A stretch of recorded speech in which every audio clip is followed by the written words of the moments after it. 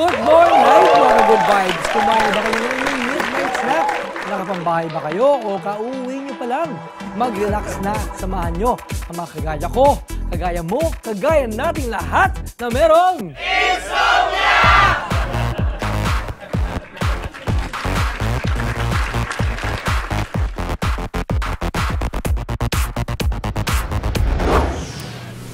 Nagte-trending na ngayon ang mga titas of Manila.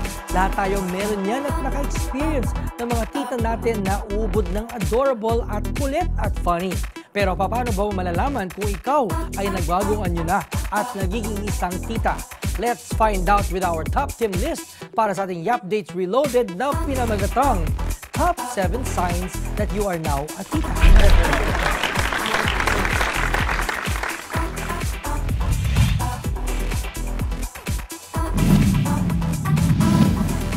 Kompleto ba ang malaking bag mo na mga kung ano-ano sa tingin mo ay kinakailangan? Tulad ng tissue, wet ones, gamot para sa sakit ng ulo, ubo, sipon, migraine, empacho, dysmenorrhea at high blood?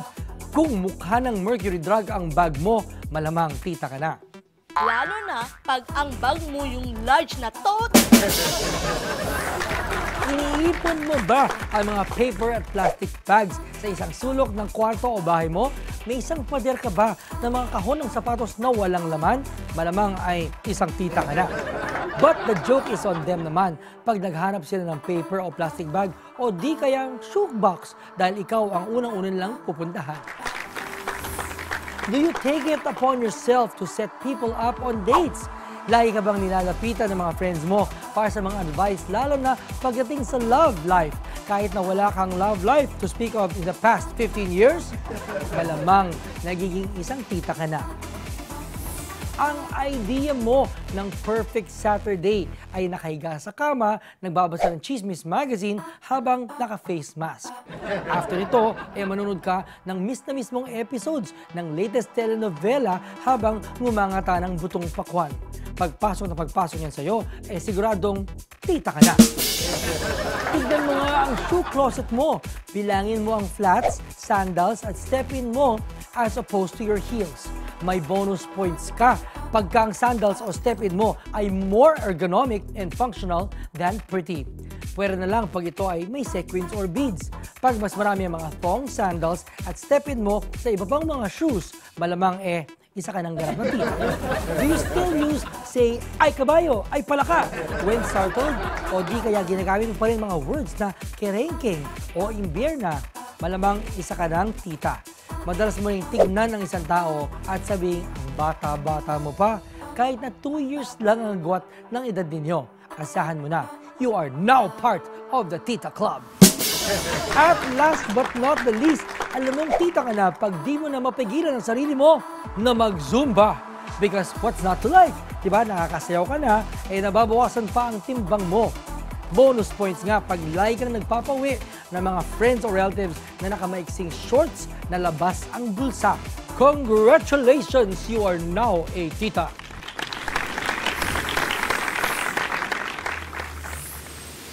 Up next, yes, she is a tita, but probably the coolest tita there is. She's the other half of Team Kramer, and it's an actress, a host, and a parenting icon. Cheska Garcia Kramer joins us tonight on the Tim Yap Show. Magpakatita na at makichika with Cheska by using the hashtag The Tim Yap Show Season 6. At itag niyo kami sa Twitter at Instagram at Official Tim Yap. Ito na, sabay-sabay tayo lahat. Ikaw, nasaan ka na ba?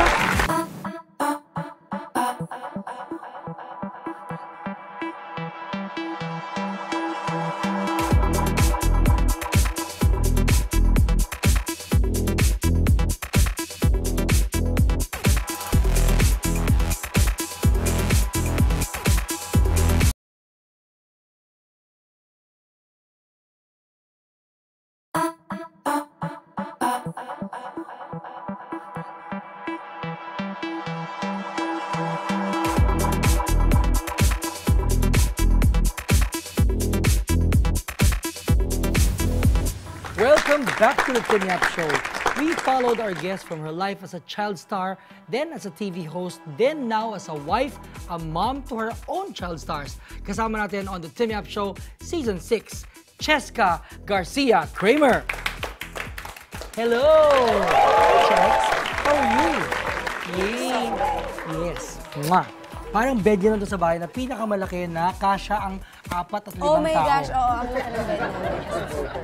The reason being for that is all of our kids kasi sleep beside us. Wow, so every night all your kids sleep with you guys?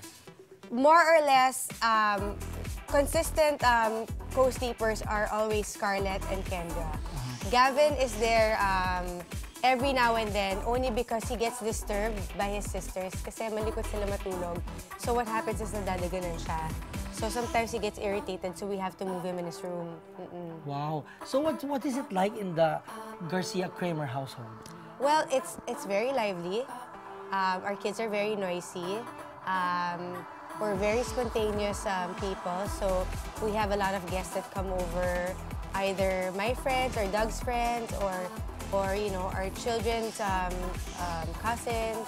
So they go there, yeah. Wow, but did you expect, you know, because diba, after you started posting videos of your kids, everybody went crazy for them. No, actually, I didn't expect anything, only because everybody posts, Pictures of their kids, videos pictures of their kids, yeah, things that they love to do. And for Doug and I, we were just really sharing for our friends, family who are abroad. And then we started seeing that there were a number of followers that, you know, started really telling us that they admire our family, that they love our children and stuff like that. And then fast forward to now, here we are, and it's amazing.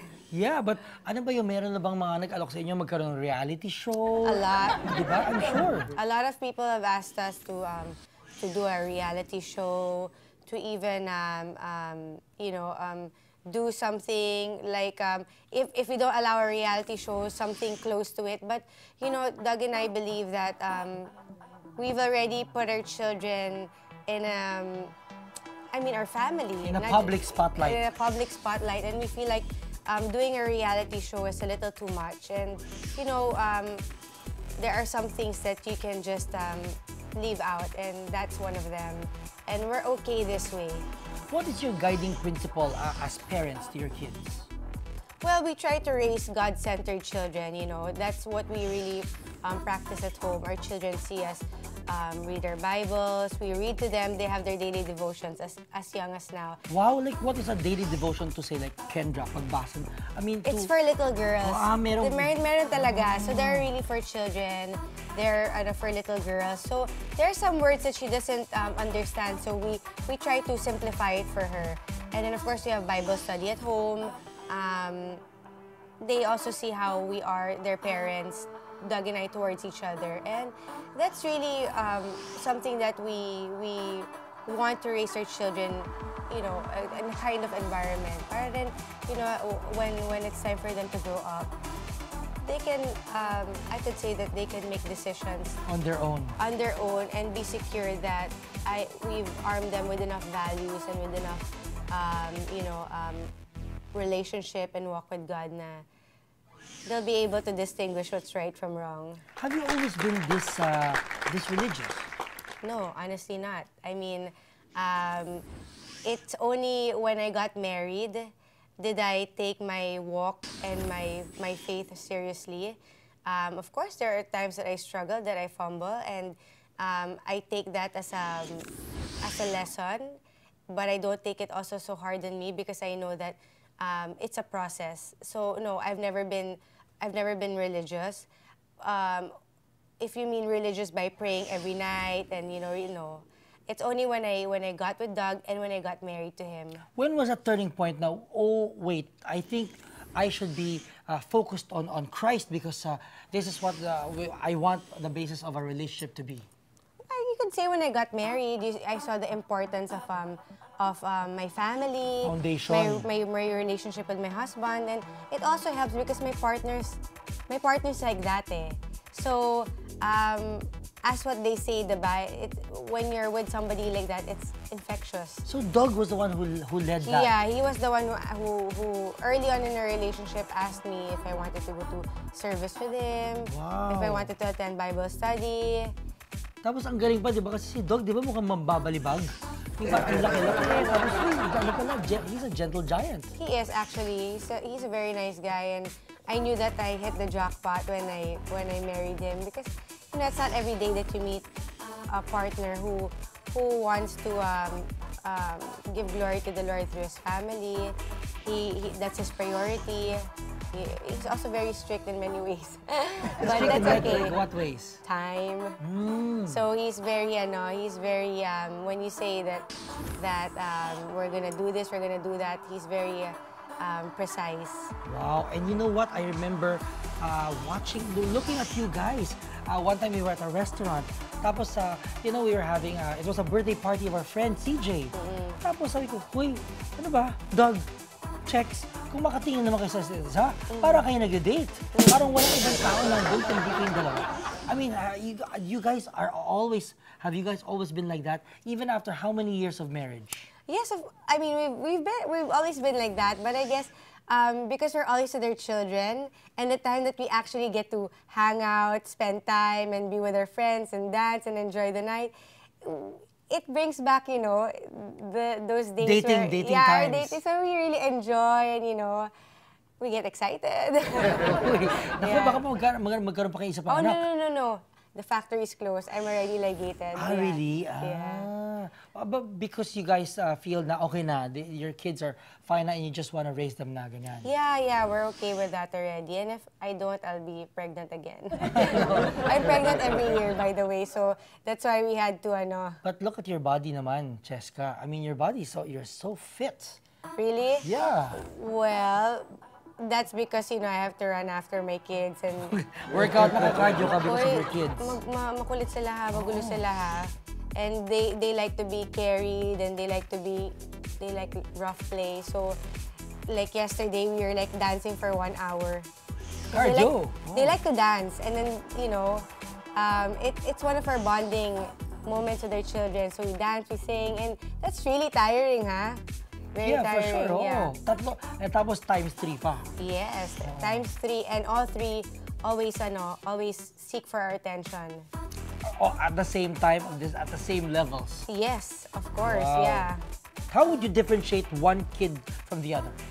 Well, Kendra, she is very expressive. Doug says that her personality is close to mine. Her mannerisms are like mine. Sometimes she sounds like me.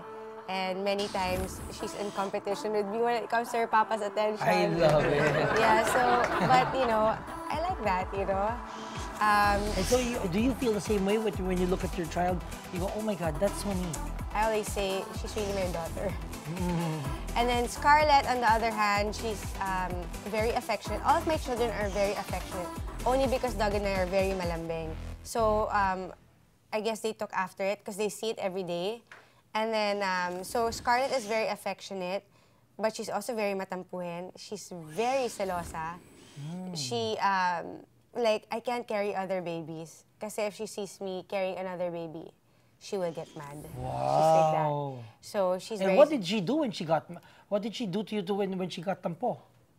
She says that she's gonna make layas na. Ganon? Yeah. Layas na ako, naghaga na yung baby. I'm gonna make layas already, Mama. Get my maleta si Yaya. Wow, get my maleta si Yaya. Ganun siya, drama. So nakakatawa. And then, so you just have to make her lambing and assure you're always my baby and stuff like that. But that's her personality. But she's very, very sweet. She's a charmer. She doesn't have to do much, but she can charm people by just the way she looks. She's really a doll. And then Gavin, he's the chilled boy. He's behaved. Just don't bother him. Don't annoy him, because when he gets mad, he really gets mad. But more or less, he's the chilled out guy. Yeah. Ayan, marami pa tayong pag-uusapan about the Garcia Kramer household and Cheska herself. All of that we will talk about then.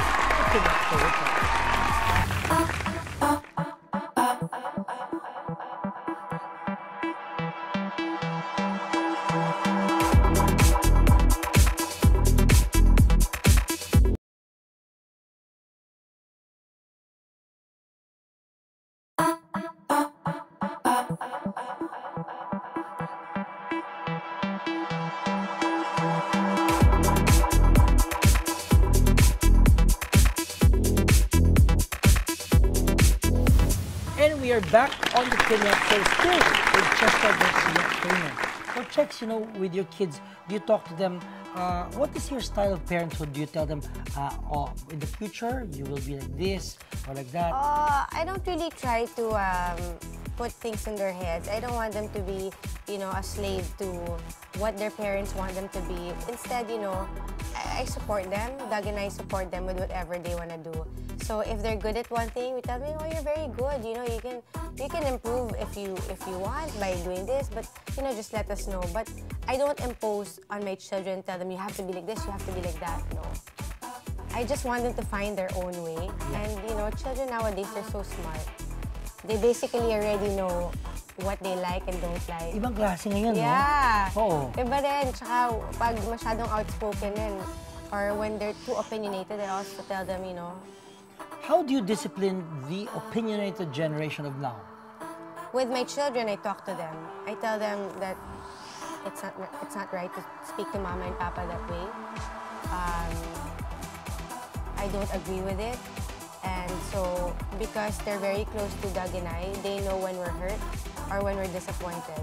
I mean, we don't have to say or do so much. But when they become a little too much to handle, then Doug does the discipline. We also spank. But then we don't spank hard. Yes. But before we do that, we talk to them and ask them, what do you think happened? Why did you do that?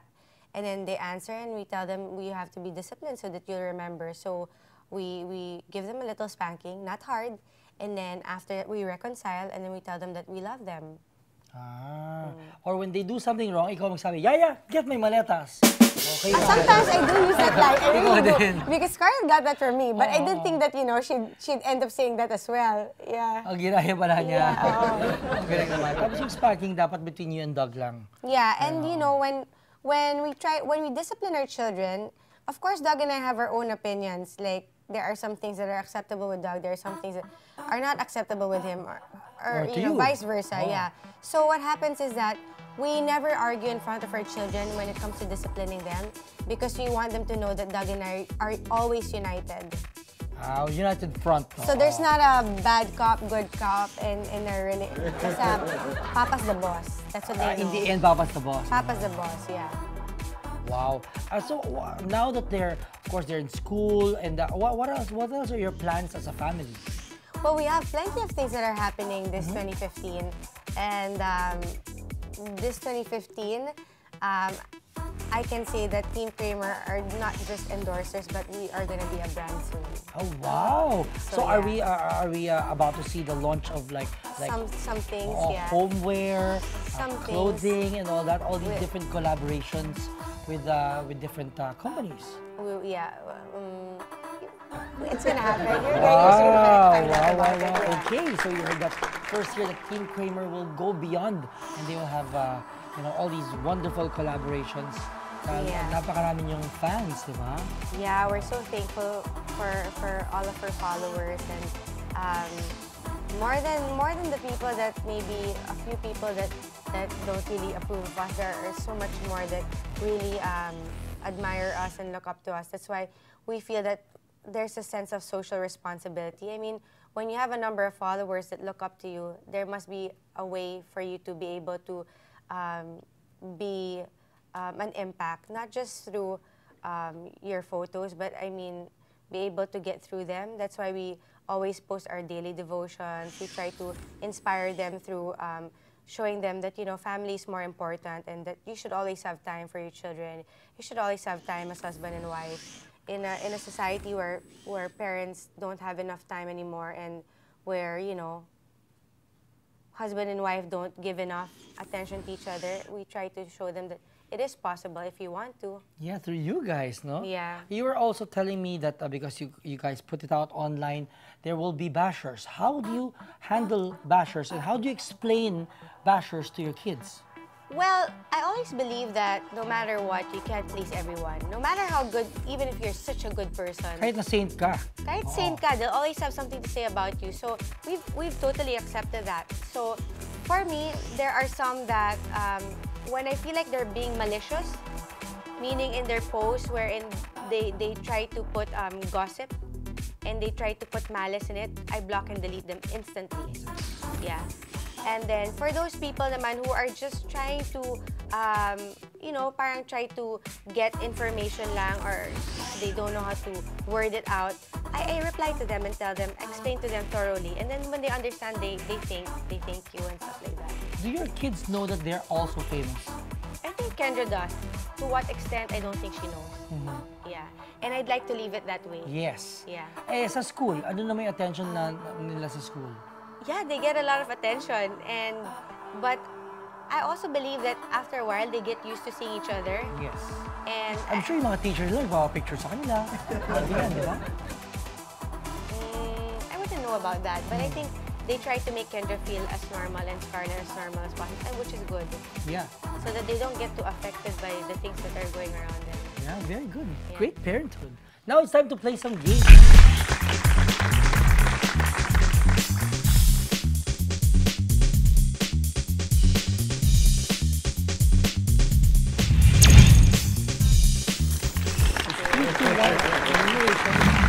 By the category, you give us the answers. Game? Three things you love about being a mother. The unconditional love that I'm able to give my children, having a resilient heart, and 3, always having a good morning to look forward to. Wow. Because of my 3 children. And because of your family and also Yeah. dogs. Pag gigising mo, uy, sir. Gwapo ng katabi Diba? ko, diba? Why not? Diba? 2 things that you miss now that you're a mom. Nothing. Nothing. Nothing. Kasi nag-graduate ka na. Pagtapos ng graduation, I di think, masaya. you know, Tim, I've enjoyed my Yes. single life. Yes, we have enjoyed it. One most memorable moment with your family. For me, every day is memorable. You know, when you look at your children and you see how big they've gotten, you just want to freeze that moment. So for me, it really is memorable. Every moment with them, because they grow so fast. Ano, paano, how do you deal with yung napakabilis ng panahon? You know, we were, just a quick story, you know? We were doing a survey because we're coming out with something, and they said that you can only have your children till 10 years old, and after that, they have their own life. And Doug and I teared up, and we said, no, that's not gonna happen. Imagine you have them till 10 years old, and then they have their whole life already with their friends and whatever. So we want to make it a point that, you know, we raise our children in a way that they really look, when they see us, it's home, and they would want to be with us more. Wow. Yeah. I didn't know that 10 years, after 10 years, There's a survey. It is a survey. Okay. But I'm sure your kids will be bonded with you guys till like Kingdom Come. I will glue them to my bodies. Make sure kids. Diba, ayun. Okay, thank you so much, Thank you. Cheska. Wonderful learning about you and your family, and you know, we look forward to seeing more videos and getting to know them more. And what a great example of what a family should be. Thank you so much. Thank you. And it's really something to be able. Well, the mere fact that we post photos of our family, it's also a reminder for us that a lot of people are watching, and you know, to be careful, because sometimes, you know, mistakes get the better of us, and you'll never know. Okay, so please invite them. Okay, hello everybody. Keep following Team Kramer Facebook fan page, and of course Doug's Instagram account, Doug Kramer 44, and then mine is Cheska Kramer, and I'll be doing a lifestyle show soon, and just keep you posted on my Instagram account. And at the same time, see you for our Team Kramer Big Surprises. Wow! Talagang aabangan natin yung Team Kramer Big Surprise. Anyway, thank you so much to Marriott Hotel Manila for being our home for tonight. And Cheska Garcia, full name talaga. And Cheska, thank you so much. And Thank you, Tim. yeah, I mean, finally, diba? I've been wanting to have you for the longest time. Sorry, but they've been so busy. But I so look forward to that surprise, because you know that surprise, when that comes out, it's a proof that a happy, unconditionally loving family and balanced family is possible. Lalo na ngayon sa panahon na wala nang panahon yung mga tao para sa isa't isa, you guys prove that making time for each other matters. Meron talaga basta gusto. Diba? Yun! Diba na good vibes? Lagi ko sinasabi, dapat laging good vibes para laging good vibes. Kasama si Cheska Kramer, 201. Good night!